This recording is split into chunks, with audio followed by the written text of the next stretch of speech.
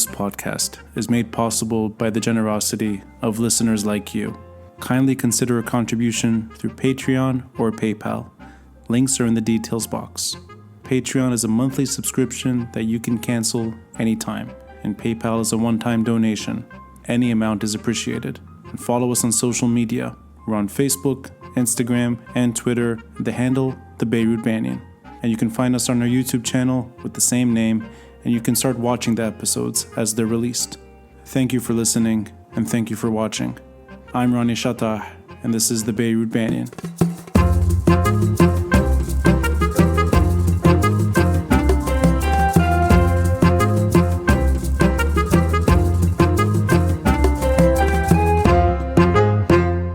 I feel like I've known you for quite some time, and I'll explain. Years ago, many years ago, I would sort of wander into Antoine, Virgin Megastore, or any bookstore that was still operating in Hamra. Your book was always on the bookshelf, always.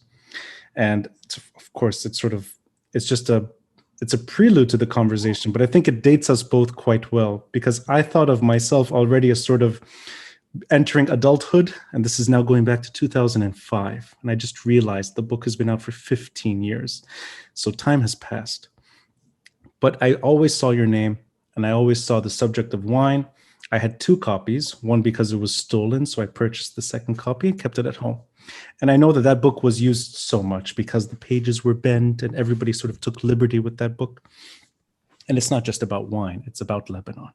And I think it's almost like a cultural explanation of this of Beirut and of Lebanon's history told through wine. The second is, I think this is 2008, maybe even earlier. I was approached by Now Lebanon to write a piece about Wadi Abu Jmil, the reconstruction of downtown, but in particular Wadi Abu Jmil. And I was asked to do an interview with the last Lebanese Jew still living in that neighborhood. I used to know her.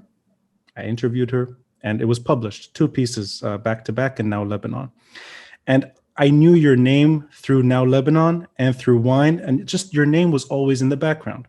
Then Executive Magazine, and then on occasion, sort of these other outlets, I'd see your name talking about wine and Lebanon. So it's only fitting that you are part of this movie, Wine and War. I'm honored that I got to see it beforehand, and I watched it several times. And I'm thrilled that we can explore wine, we can explore war, and we can explore Lebanon together. Let me begin, though, before we jump into the beautiful story, I think, of wine and Lebanese history and how wine sort of is interwoven in that history. I would like your personal reflection on where we are at the moment in terms of the politics and the economics and the crisis that sort of engulfed Lebanon, engulfed, I think, our story as well, that we're sort of, we're going through probably the most difficult time in recent memory, and I think it's going to last for the near future. And the reason I'm asking you is because, I like exploring these subjects with journalists. I know you were a journalist, and I think you offered that kind of perspective. You're a bit sort of, you're able to date us and date yourself back to previous episodes of trying to change things in Lebanon that ultimately failed.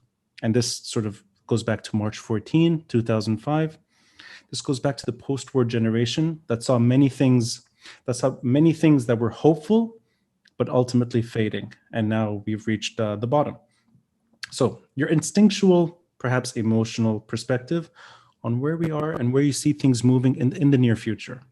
Well, first of all, before I continue, I want to thank you very much for that very generous and very kind introduction. You too, your name has also been on my radar. I've always known about you and heard about you, and of course, I have to say at this point that I respected your father a great deal.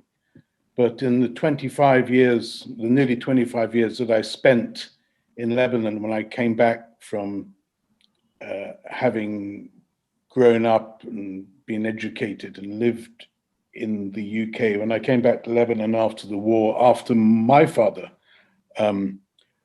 died, I feel that that episode, that period in Lebanon's history has been bookended by financial tension, let's say. The only difference being is that I don't think that Lebanon at the end of the Civil War, which saw, and the day I arrived in Beirut in end of 91, the dollar cost 800 Lebanese pounds. And that was very traumatic. And I was paid, I got a job teaching at American University, and I got paid $300 a month. And we had to have our salary subsidized because they didn't know what was going on with the dollar exchange rate. Yeah. By September of that year, it was nudging 3,000, and we thought that was a catastrophe. The government of Omar Karami had been toppled, let's say, in I think May of that year, and they were rioting in the streets, and tires were burning, and so on. And then at the end of that, in September, I think Rafiq Hariri swaggered into town, and we all thought everything would be okay. And it was okay. So that's one bookend. Mm-hmm. The other bookend is the end of a year ago, if you want. Yeah. 2019. And I remember thinking, looking back to 2005 and remembering what we achieved then.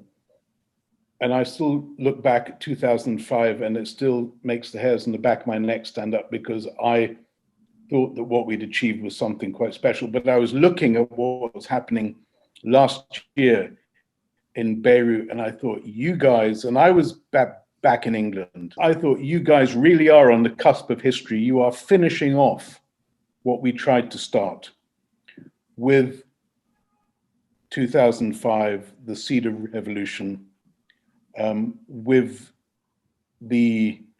all the efforts of the March 14 movement to really, with all the, it was a warts and all movement. We didn't pretend that our leaders were perfect, but they understood that Lebanon could not exist under the threat of violence. Yes. And with the elephant in the room that was Hezbollah state within the state, and that it needed to be predicated on prosperity. And we've seen then that the pigeons came home to roost. In 2019, the banking sector collapsed, which it didn't do during the Civil War, and this is crucial. I think as Yusuf Baidas, the great Palestinian banker in the 60s, said, Lebanon is to money what the Suez Canal is to shipping. And I think, soon, the moment we stop being that, and let's face it, we stopped being that a long time ago, but the banking sector is still crucial. Yes. Once that goes, then one of the very pillars of Lebanon goes as well.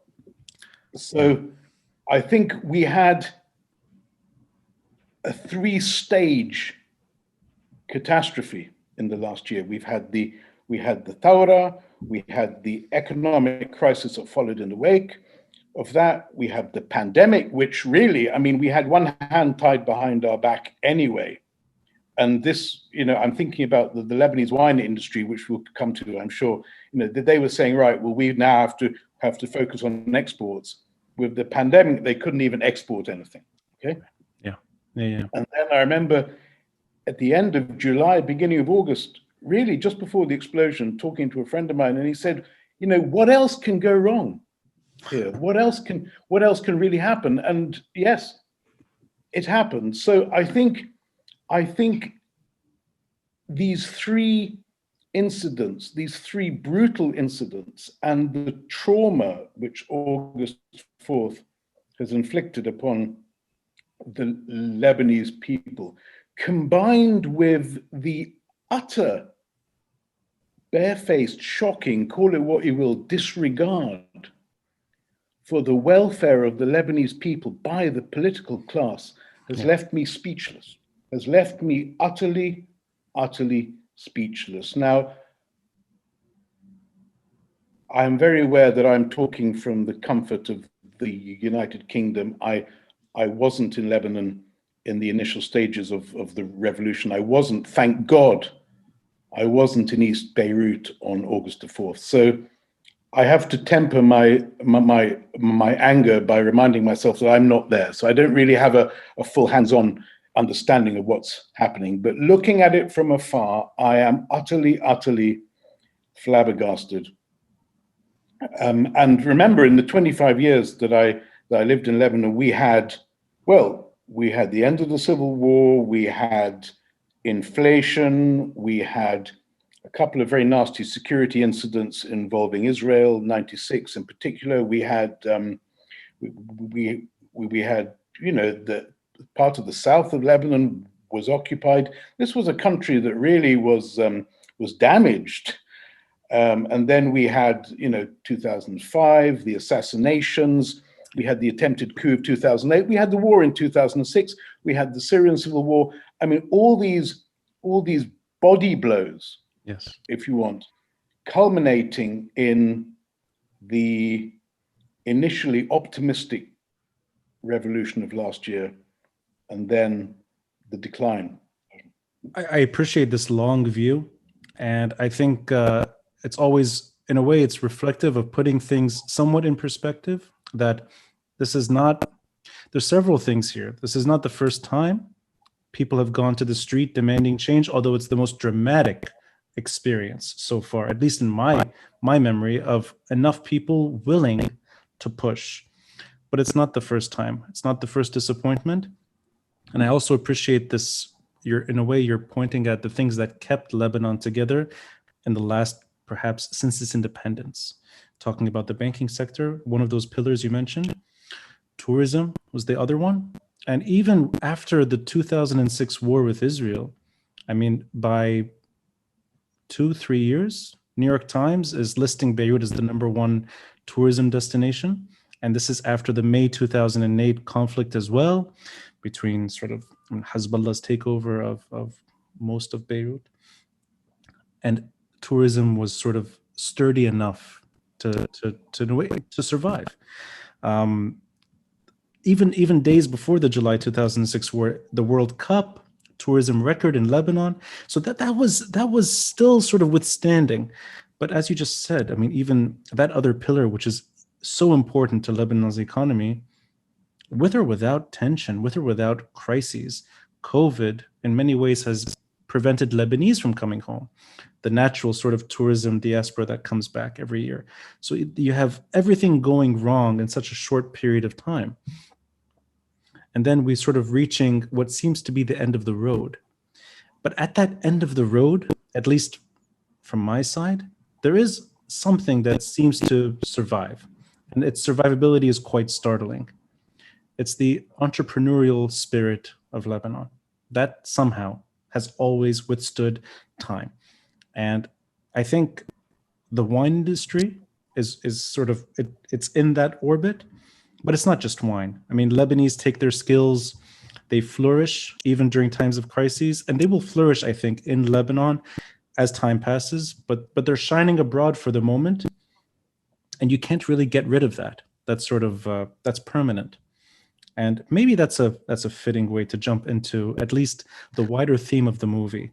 And Wine and War, the initial minutes of the film, there's a breathtaking drone scene, which I have no idea how you did this, but it's masterfully done, where it's the story of Lebanese trade, if you will.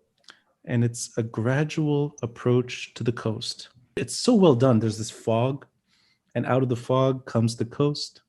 And beyond the coast is Lebanon. And within a few meters is one of the oldest Phoenician dwellings. And within that, there's wine. What is older? The wine. Or humanity? Because the fruit was there, the juice was there. If the juice leak on the ground, it will ferment. That will become wine. So wine made the selfie for humans.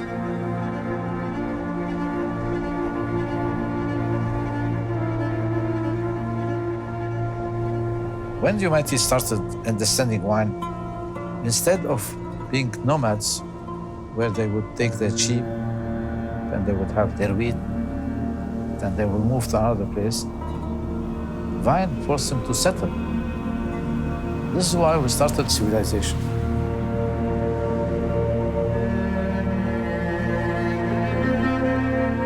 Is this film mostly filmed prior to COVID? Or are parts of it done during COVID itself? No. The film was made between 2013 and 2018. We spent the last 2 years trying to find funding to get it through post-production. That scene at Tel El-Burak you're talking about was filmed in the summer of 2017. I see. Okay, well, that explains many things, because I was wondering how you could pull this off during COVID and everything that was happening. Okay, so it's been filmed over a few years. Let's start there, though. Let's start there. How important is that aspect of our history today in terms of showing maybe the importance of Lebanon in many things, in history, in wine, in culture, in diversity, and in robustness in terms of withering many storms, and also maybe this sort of Lebanese collective identity that we should really cherish what we're good at. And we're among the first to find a way to trade wine. So let's start there, and maybe your own personal thoughts on that. Is wine maybe undersold in our history? Is it something that we should sort of elevate to the forefront, rather than just talking about archaeology and that stuff, that wine is not really as central as it should be? And is there a way to kind of elevate it and make it more central to at least how we perceive ourselves and the role of Lebanon over time?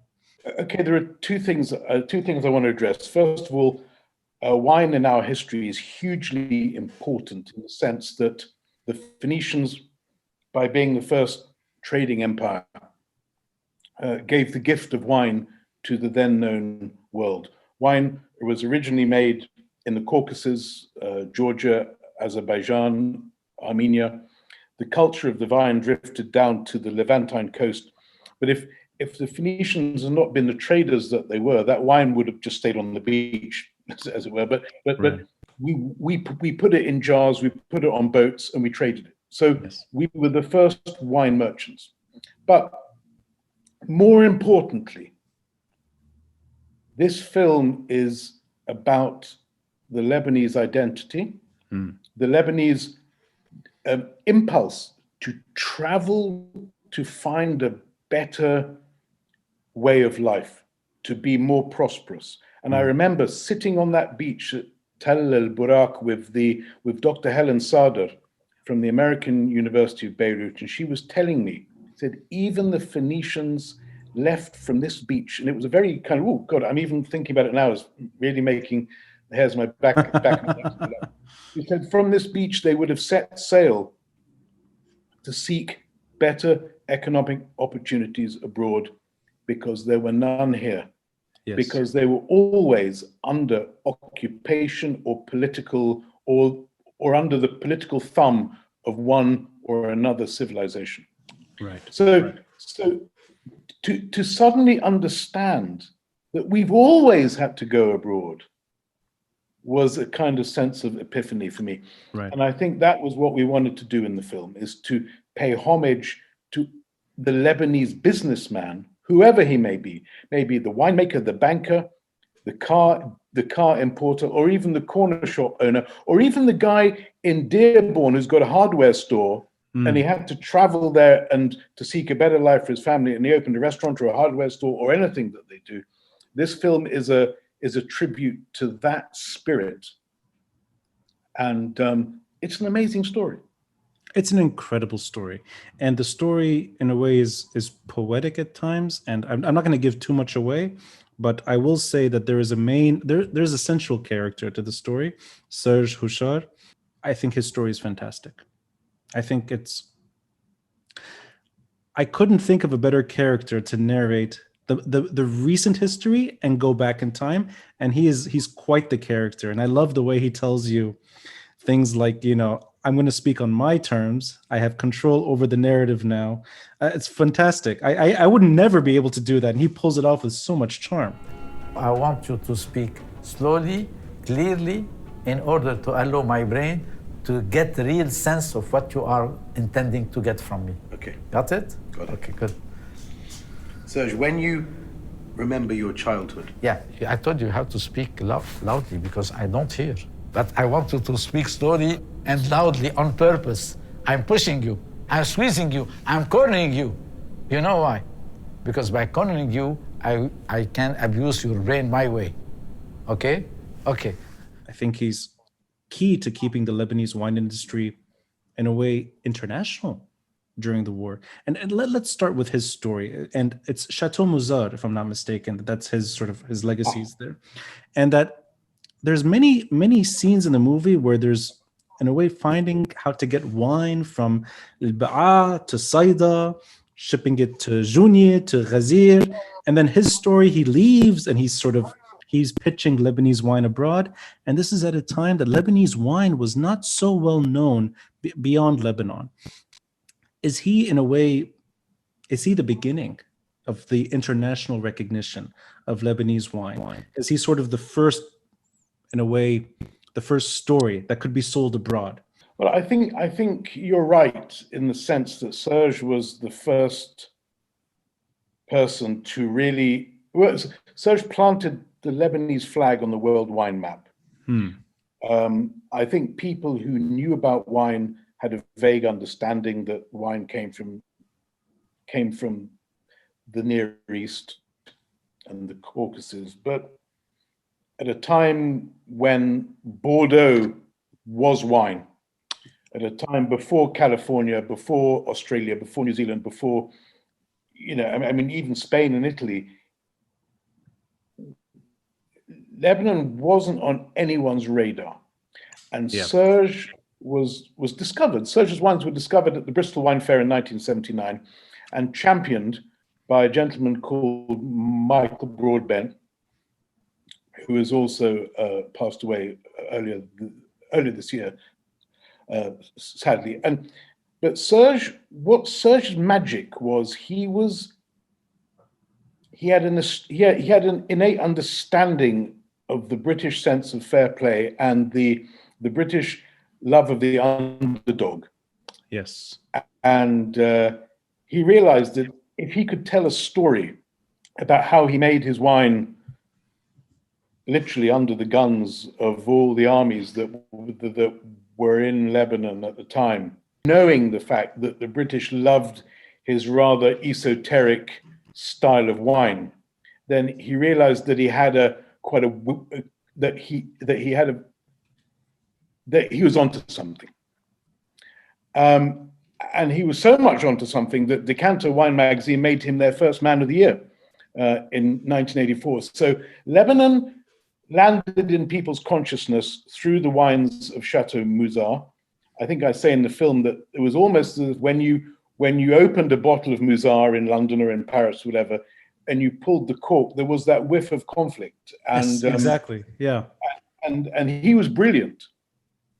He was brilliant at telling a story. Now, there were others who were doing exactly the same thing who didn't tell their story. And I think in the film, while we had to focus on Serge because he is the, if you want, the box office guy, we wanted to tell other stories because, and this goes back to the DNA of the Lebanese businessman, is that they are the masters of crisis management, and in any situation, they will find a way to do business, to get around any problem.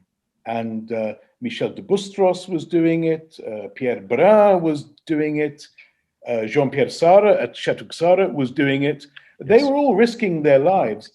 Only Serge knew that he had a story to tell. He was a great marketeer. So yeah, I mean, the Lebanese wine industry owes him a huge debt of gratitude. Talk about the best branding for Lebanese history and Lebanese wine in a time of conflict. And 1979, I can imagine this is a hard sell. Make Lebanese wine important, if you will, while Lebanon is collapsing. And such a charming human being, and somebody who's in a way maybe more on the eccentric side is his name is Yves Mourad. I think his first name was Yves, yes. Quite a character, and he looks like he survived the storm, literally, physically. He just came out of a hurricane. And when he's talking at the beginning, he reminds me of many in a way, many Lebanese characters that I've met over the years that are so dedicated and at the same time have perhaps lost a bit of their minds over time. عطيت بوم مرلي على الأخير. ما أنا كنت أحب كثير بوم مرلي بهذيك الأيام. عطيت بوم مرلي على الأخير وخمرت للأخير وهيك بسموها اليوم بوب. اسمي بوب. I mean, that story is incredible. He gets kidnapped, taken to Israel, I think the Israelis call his mom and they say, "We have your son," and that's it. Just a quick seconds, they hang up the phone. He's sent back to France, and a day later, he's on his way back to Lebanon. I enjoyed watching him drink wine. I think I was sort of lured into him. It's almost like he has so much to say and he's only giving you just enough. And he I think he says it at sort of towards the end of the conversation. He says, "I could talk to you for days on end," and I would listen to him days on end. What you see in the film is a lunch that became dinner. I see. No interruption. So we were there drinking for about 13 hours and it was all filmed. So, wow. When you're making a film, to get let's say half an hour onto the actual film, you sometimes have got to film 10, 15 hours. So that's a whole full day of his storytelling. The whole day, and the camera wasn't turned off. That's incredible. This must have been an editing accomplishment, if you will, just trying to get the right moments. Because I'll say this just from my side, I could listen to him for 15 hours. I could watch him speak for 15 hours. So well done in terms of getting what you needed from him, but he's a thrill to watch. He's not an easy guy, actually. No. You know what? You're right. Safety from being an audience, just sort of watching him. Yeah, maybe he's better on the TV screen or on the laptop, not in. But he runs his own show. But it was a wonderful 12 hours, and yeah, that was it. He's magic to watch. He's incredible. There's also a very, very touching scene with Father Joseph Fahed, and the reason I say touching is because it's entering, I think, a world that I would never ever see in my own eyes. This sort of very intimate conversation that he's having among fellow monks, if I'm not mistaken, that they're all listening to him, and it's an incredibly done scene. This is very intimate, and I'm even impressed that you were able to get access to that kind of moment where he's touching on the religious divisions that engulfed him, that engulfed Lebanon. قبلته على خدوده وعانقته قلت له المحبة أقوى من دي. He's speaking directly to us, all types of Lebanese that fought each other and now live with each other in difficult ways. And I think his voice should be heard more and more. Believe that spirit of reconciliation and unity does still exist among all faiths, I think. It's so beyond our control anyway. But it is rather depressing to see an older man, a religious man, talking about the mistakes we made before, and then we have similar mistakes being done in 2020. This is half a century of time as well. Mm-hmm. And it's unfortunate that the words of wisdom are now being heard by a monk in the mountains of Lebanon and not on the streets of Beirut. But I love that scene. It's so well done and it's so intimate, and he's very persuasive. And I also enjoyed the conversations with Neila Bitar about growing up, the daughter of a general in the Lebanese army. And she says something which is quite fun. She says, my father taught me how to shoot. And she gets very, very sort of detailed. My father was a general in the Lebanese army. And I looked up at him like my hero.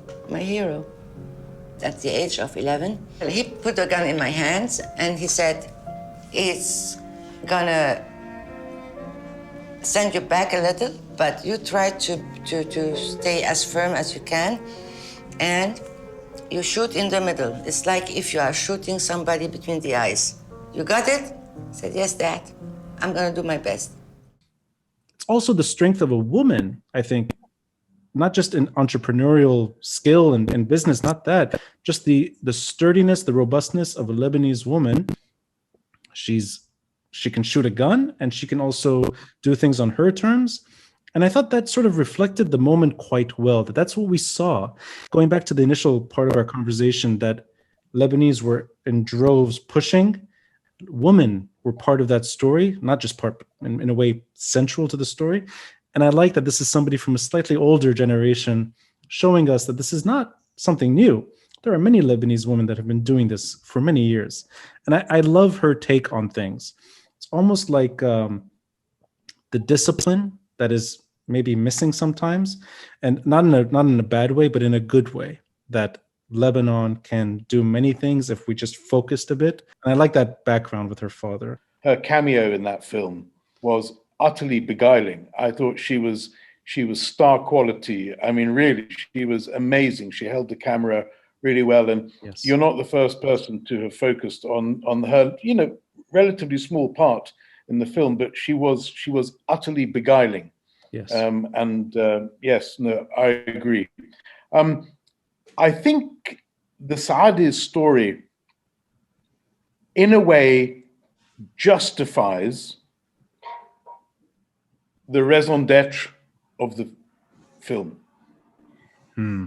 Lebanon, Syria, as far as I'm concerned, we are almost one people in a way that we are people of the Levant.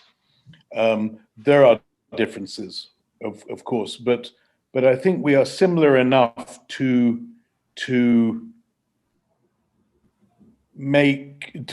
say, if you want, that whatever life or the world throws at us, we will get around it somehow. And this is what I was talking about earlier, is the crisis management skills Yes. of the Lebanese, of the Syrians. I think when it comes to these inherent assets, we are the same. Being from Syria and Lebanon, we could actually do wine in both countries, because let's not forget that doing wine and planting a vineyard is also a statement of implanting yourself on a very long term. When you plant a vine, I think you're saying, I'm here to stay. If the Phoenicians had to travel to get out from under the political thumb of the Assyrians, and the Lebanese were under Ottoman rule for 400 years, and then we had to travel to make our fortune during the early years of the 20th century because of famine and war and upheaval and so on. And then during the Civil War, Serge Hochar and his generation of winemakers did what they did. And now, well, in 2006, Ramzi and Sami Ghosn demonstrated their resilience. Yes. And in 2011 onwards, the Saadis, who planted a vineyard in Syria thinking that would be the safe option, and Right. the risky option would be Chateau Marcias, which they own in the Bekaa. They never thought that there'd be a civil war in Syria. Yes, and right. yet they didn't bat an eyelid. They carried on, and they have continued to make vintage after vintage after vintage, even during the fighting and their inability to get to their vineyard. It's just one continuous narrative arc of bloody-mindedness and resilience. You know, but and the way it's done, I love the symmetry, because you mentioned the Sami and Ramzi Ghosn of Masaya, and so there's that 2006 war aspect where he refuses to leave. He simply says, "No, I'm going to stay." People who look at the grim aspect of war only will never get out of it. People should look at the positive aspect of war. And this is entrenched deeply in the Lebanese culture. We have to make the best of every single day. We have to be thankful and to make every day an opportunity to learn something and to advance and to become stronger. I don't care. I'm still here, and I'm assuming I'm going to die here if I need to. Yeah, and he nearly did. And he nearly did, right? So there's that scenes of conflict in Lebanon, and then we're sort of there's this way of portraying the war in Syria that it's not the same war, but we're engulfed in conflict and they're engulfed in conflict, but we share a purpose, and I like that. It almost in a sense dislodges the politics from the story, and a universal theme emerges. And I mean, absolutely, it's I mean, they're just a few kilometers away from the border, so it's not like a distant land. It's more or less the same story. But since the politics get so sensitive, it's so well done in that forget who you're supporting, forget what side you're on. We're all sharing the same conflict together. And then you have these winemakers, wine producers that are surviving. And I really love that. I think the Ghosn, I guess it's Ramzi Ghosn who shares a lot in the movie. You can see it that he's, in a way, he's determined, but he's also sore from the conflict. And I really enjoyed there's scenes almost like of quietness when he's speaking, that he perhaps a determination. Amazing interview. Yeah, and you can sense the suffering, that there's something there it's a very emotional part of the movie. And there's also a cameo by, and you know, I never knew what she looked like, the author of Eat, Pray, Love. It's Elizabeth Gilbert. Yeah, I know the book. I've seen the book everywhere. And then I'm like, who's this? She doesn't look Lebanese. Oh, Eat, Pray, Love. The author of Eat, Pray, Love. The thing that I always think of about Serge is that line of his about how a human being encountering a wine that is living, which is what he always spoke about, as you know, that in order for something to be great, it had to have life in it. It didn't have to necessarily taste good or taste bad. It was beyond that. It was about, was this made with love? Was this made with life? Does it still contain life? Does it inspire you to life? All of this was about this sense of livingness, as opposed to being shut down and checked out. I enjoyed her way of sharing the story with Serge Hochar, that he's telling her to take it easy, enjoy the bottle, and take your time with it. And this is not a 30-minute endeavor. And I really love the way she's describing it. She's saying, I can tell you what it tastes like within an hour. And Serge says, we need a whole day before we can talk about this. That is history. That is coming from a place where, you need patience to understand the full story. And may I just ask, how did you sort of get involved with her, and how did you approach her on this subject? And in a way, it's quite astounding that the author of a well-celebrated book has her own personal, intimate moment with a Lebanese wine producer. So how did that come about? I don't know whether it was before she had the global fame from Eat, Pray, Love, but she was commissioned by, was it? I think it was GQ. Could have been GQ or Esquire. I can't remember. I'm thinking GQ. And they sent her to Lebanon to meet Serge Hochar and do a feature on Chateau Moussard. So that's a conversation they had in Lebanon together. I see. She came for about a week. Wow. She came for a week, and I think Serge, Serge, he won't mind me saying this, he was a ladies' man. He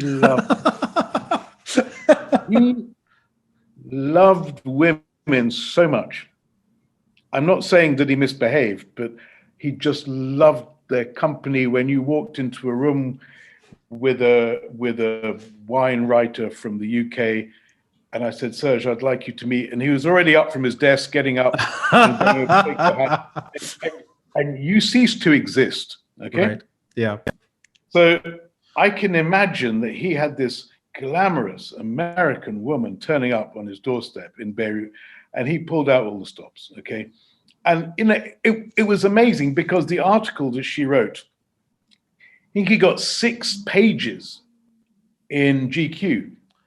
I mean, oh, wow. a Lebanese winemaker in his 60s at the time, gets 6 pages in GQ. I mean, that's testament to his box office appeal. And I think that it's obvious from the film, he made an impact on her. He made a profound impression on her. And then when he died, there was a memorial service for him in New York in 2015. And we got her there. So Serge passed away in 2015? He passed away on New Year's Eve 2014. 2014. I see. Okay, so yes. He drowned while on holiday in Acapulco.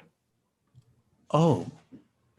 I did not know. In the film, you have Michael Broadbent said he went for a walk on the beach and wasn't seen again. You know, I when I saw the turtle leaving, I'm guessing this is in Sur, probably, or somewhere where there's still turtles doing this on the coast. Yeah.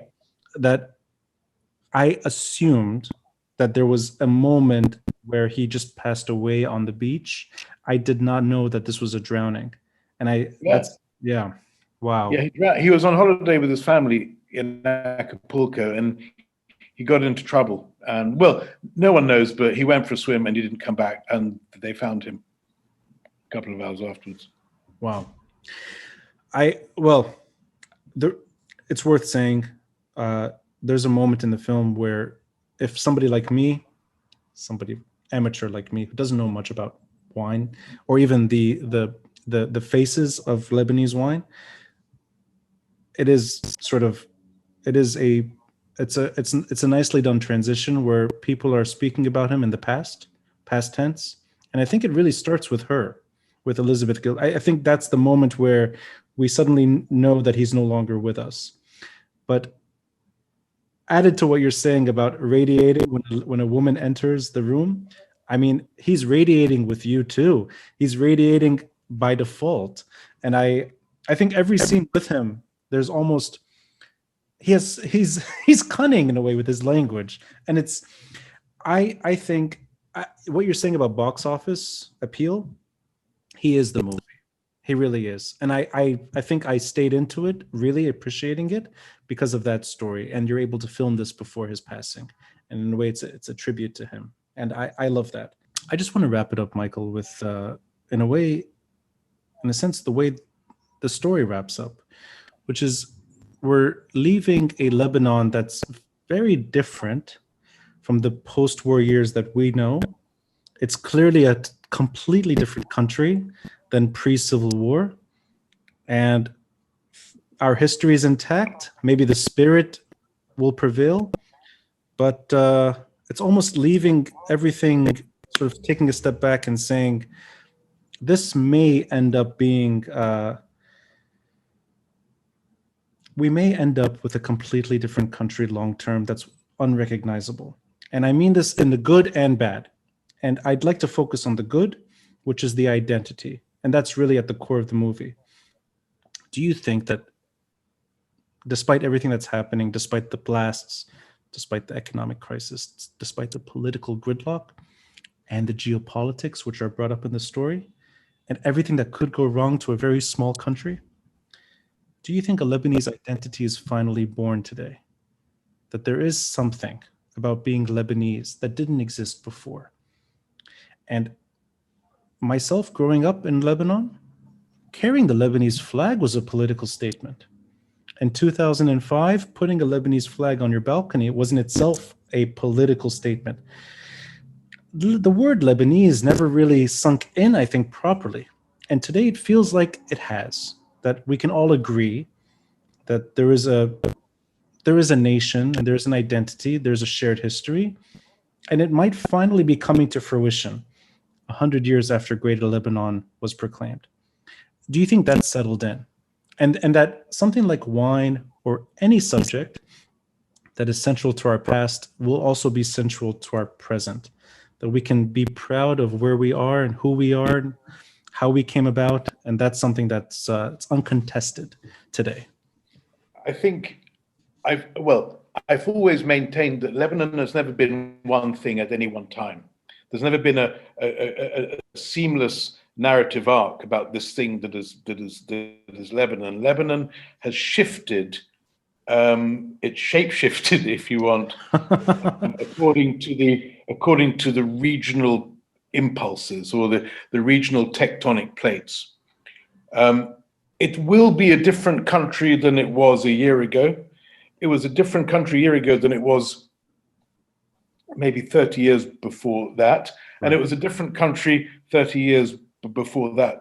But some things remain constant. And this is what I take. This is what I take hope from.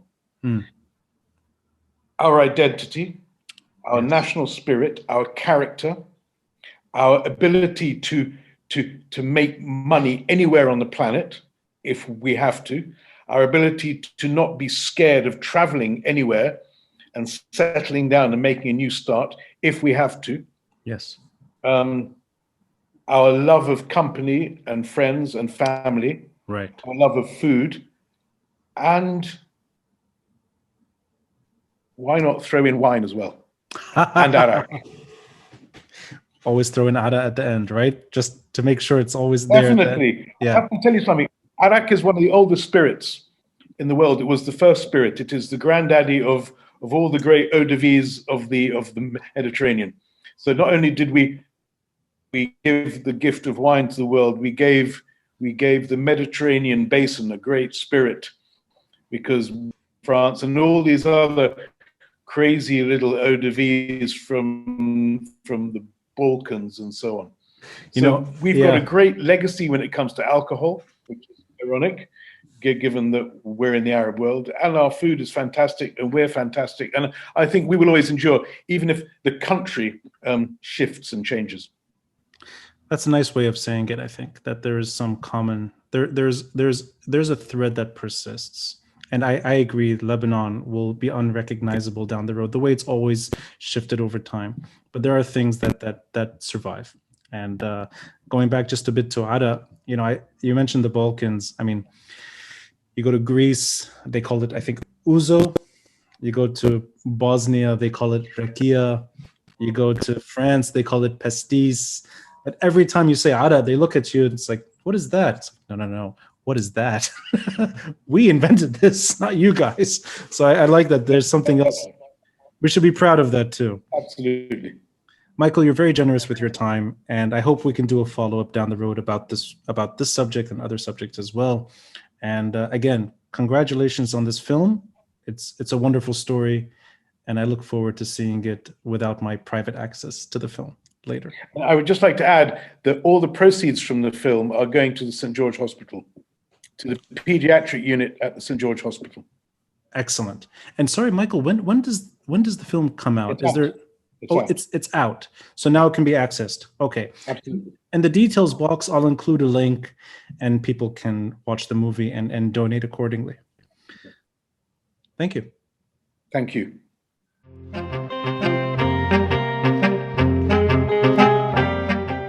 Thanks for listening, and a friendly reminder to help support this podcast by contributing through Patreon or PayPal. All links are in the details box below. Until next time, I'm Ronnie Shatah, and this is the Beirut Banyan.